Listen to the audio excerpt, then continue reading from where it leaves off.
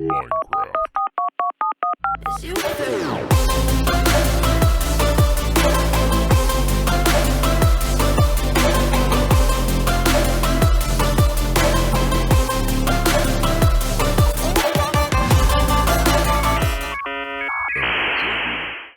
Hello and welcome. If you're new here, I'm Emerald Dragoon, and this is not my typical type of content. I don't normally cover news and updates, and I was pretty busy, so I'm a little behind the curve on this one, and you've probably already heard about the new Java Snapshot. However, while most of the community is focused on copper changes and shelving, it's actually the technical updates that have me really pumped. That said, this is obviously a snapshot and therefore a Java exclusive, but if you are a Bedrock player, please stick around because I want to tell you why I think this is a good omen for you as well. So for years, Java players have been so accustomed to having access to the debug menu that it's essentially become a feature and a toggleable option of the heads-up display. Meanwhile, on Bedrock, your coordinates and number of days played became actual options within the game to add to your HUD. But now, with Snapshot 25W31A, which was released on Tuesday, July 29th of 2025, that changes. If I press the F3 key, you may notice that my screen is no longer covered up by all manner of debug information that I don't need. And you may also notice that there are a couple of extra help options listed in the lower left-hand corner of the information shown. Now, if we press F3 and F5, we'll get this new menu. Now, mind you, if you're using a laptop or a compact keyboard, you may need to also hit the FN or function key to get this functionality. But this screen actually gives us two separate profiles and options to not only include or not include items in the debug menu, but even to add them on as persistent overlays. For example, right now I have mine set to only show the biome, the local difficulty, and the player position when I toggle on F3, as well as the 3D crosshair. This is the little red, blue, green lines that replace your crosshairs that allow you to see what direction you are looking in relation to three-dimensional space. This, for example, could be helpful if you were choosing to fly from the main end island out over the void to ensure that you're not going to meet the kind of demise that I did in one of my episodes. But now we have much cleaner F3 menu, and part of the reason this is so important is for anyone who plays Java routinely, and especially for content creators. As small as this channel is, this is something that matters to me. I don't like having a lot of extra information shown on my screen, and in most videos I will edit that out. I have no desire to leave all my computer specs and everything like that available to everybody to watch, and I find it very distracting in a video. However, I might want to have my coordinates. So perhaps that's all I need. I can go down here to player position and turn it to always. And now, whether F3 is toggled on or off, I will always have this information in the upper left-hand corner of my screen. Depending on what's selected, it may also move into the upper right-hand corner of the screen, just like when we add a few things here, the display changes.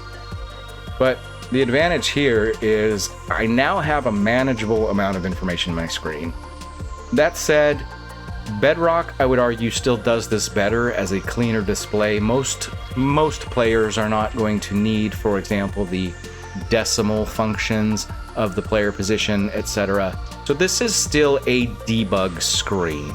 It's not optimized at the moment for just an overlay for your HUD. The other interesting piece here is if I hit F1 to hide my HUD, this is a completely separate piece and will remain on the screen. Another piece, however, that was added in here that I didn't even see in some of the information that I watched is that the debug renderers are now available. These are things, the most common ones I see used, for example, are the chunk borders and the entity hitboxes.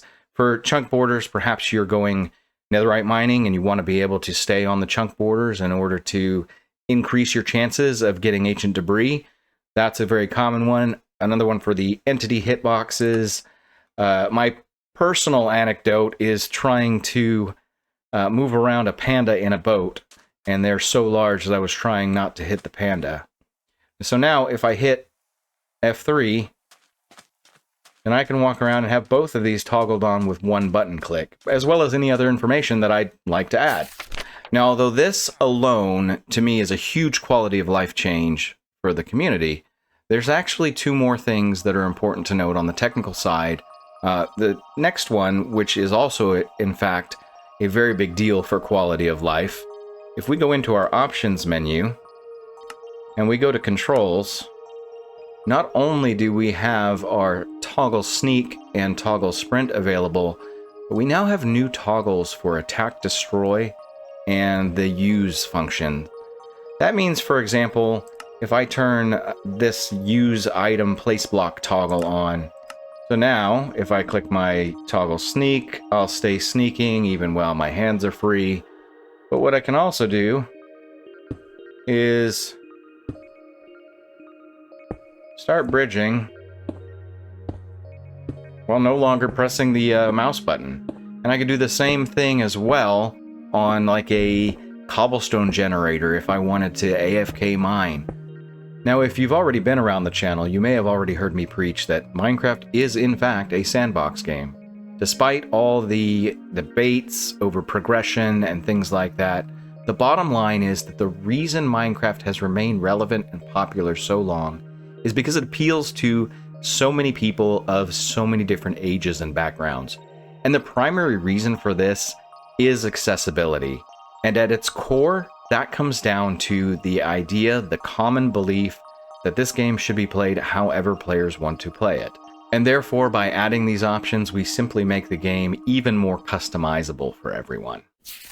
Now, the third and final piece of the technical changes is one that may be a bit more controversial and will depend a little bit on your playstyle as to whether or not you consider it a good thing or a bad thing.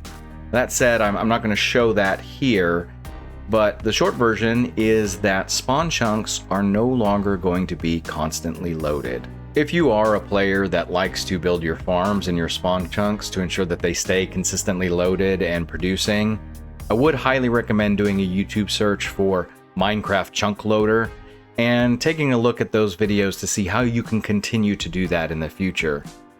Bear in mind that this is a snapshot and therefore everything is subject to change. That said, this is not a topic that I am likely to cover on my channel.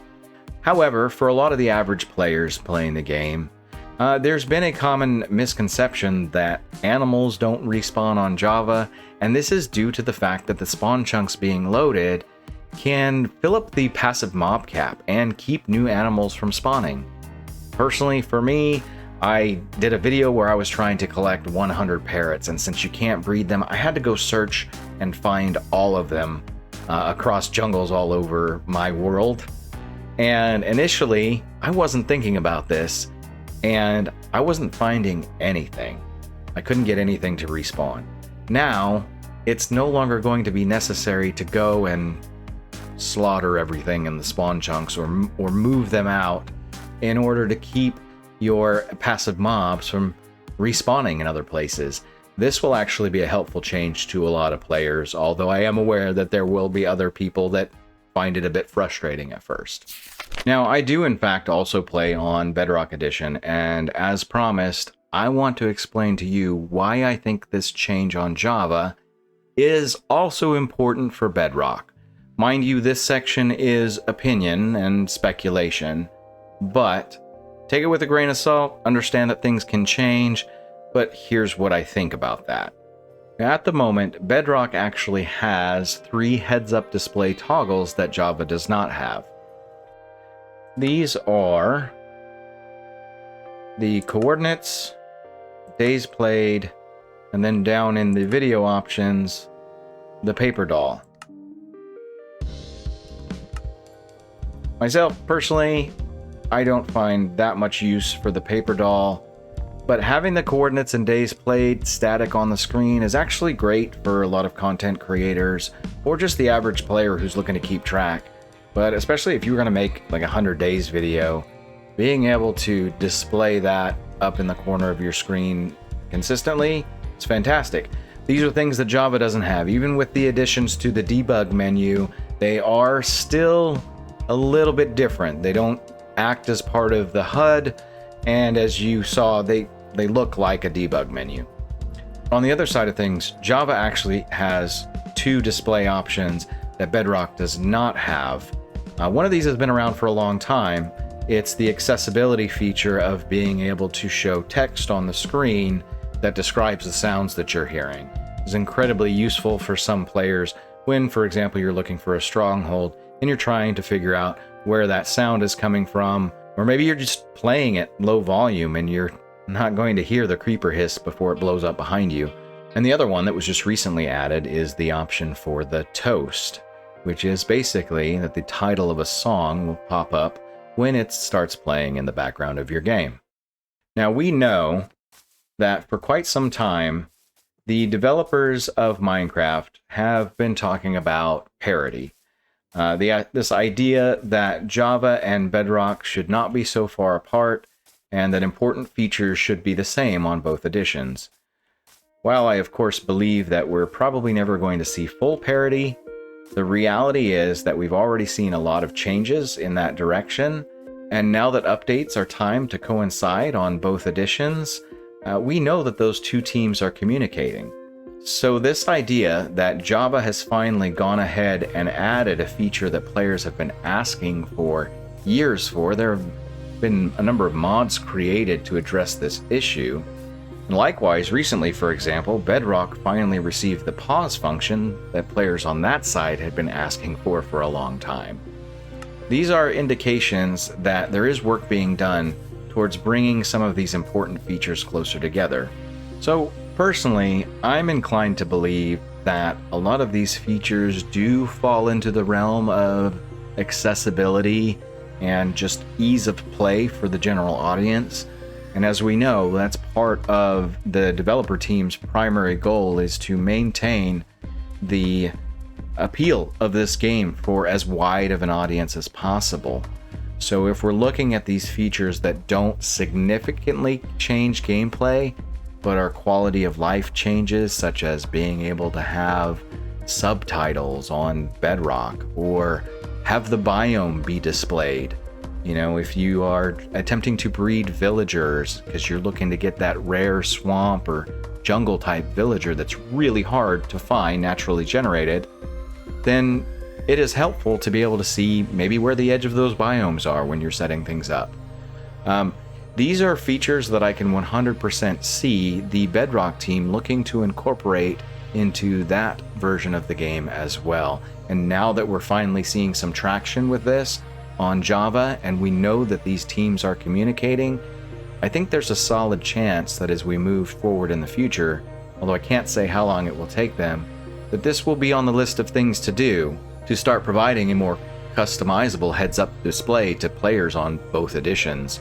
So again, even if you are a Bedrock player and these Java changes don't affect you directly, I hope for us as a Minecraft community as a whole that this means this is a good sign moving forward of things to come. Anyhow, my apologies for being a little bit late on this topic, and I definitely appreciate you letting me take the time to talk to you about it somewhat off the cuff.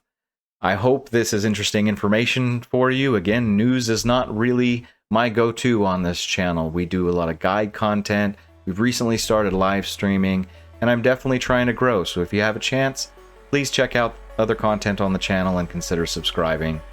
But as always, thank you for watching, and I hope to see you around the channel next time.